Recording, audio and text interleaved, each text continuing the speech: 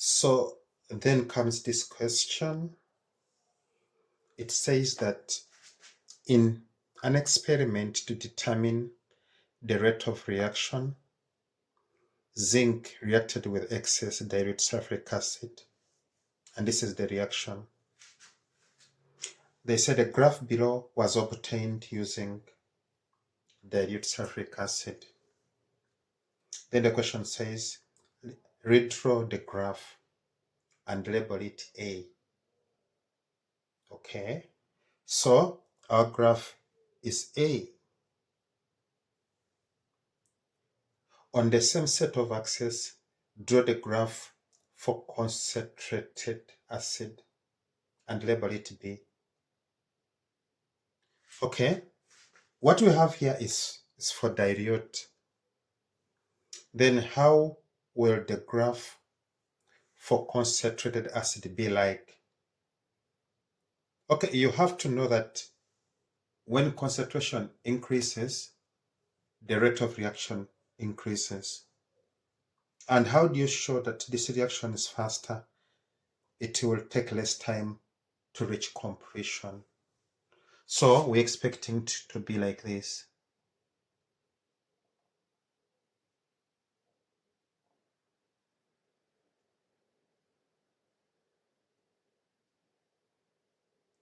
And that is it.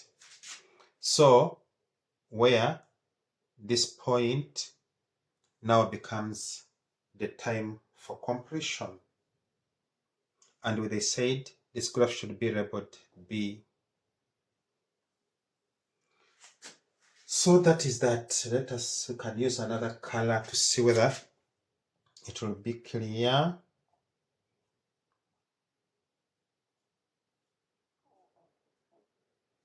So that is our B.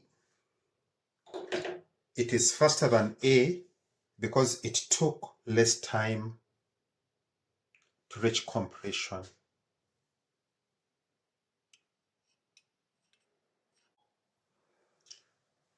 Yeah, so then comes this question. It says, calculate the total volume of hydrogen gas produced at the end of reaction. They said take molar volume of gas as 24.83 cubic decimeter. Okay, where do we start from? Okay, to answer this question, you have to go to the reaction and check what they want. They want gas, so we are going to use hydrogen. Then after sorting out hydrogen, you have to look for something else. What is given? So you look at the experiment here to check whatever is given. And it's a bit tricky. What is given is on the graph. They told us that this point is 8 and this axis is grams. So it's 8 grams.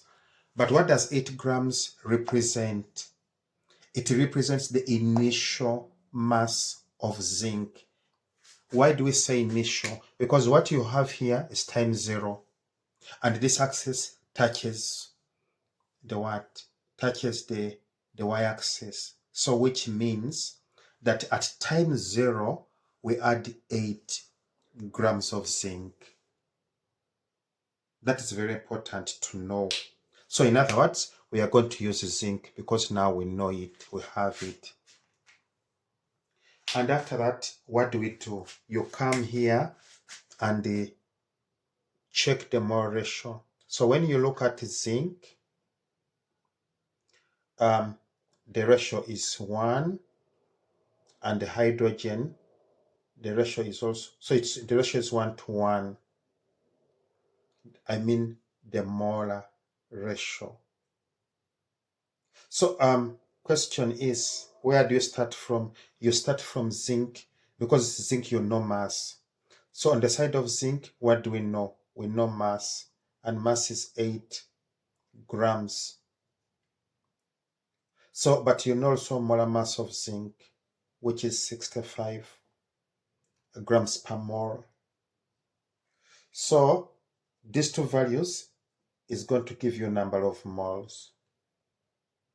So when you come here to calculate, you are going to say N is equal to mass over molar mass. N is wanted, mass is 8, and molar mass is 65. So what you get out of that is going to be the number of moles of zinc. So you have the number of moles of zinc, but you have to remember that the mole ratio is 1 to 1. So how many moles of hydrogen do you have? The same. So N for hydrogen is 0.123 moles. So after getting number of moles of hydrogen, what is next? You change this number of moles to volume.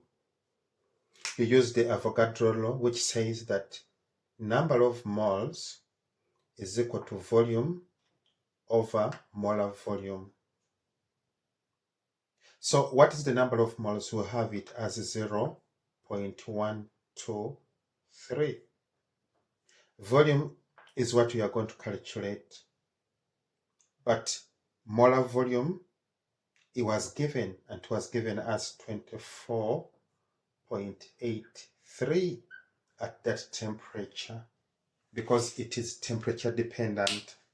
So what do you do here? You calculate through cross multiplying.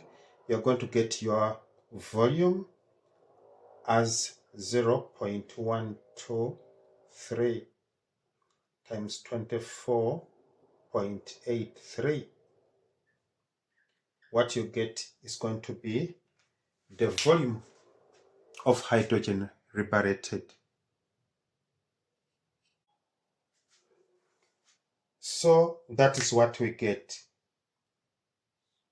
We get 3.05 cubic decimeter as the volume of hydrogen liberated.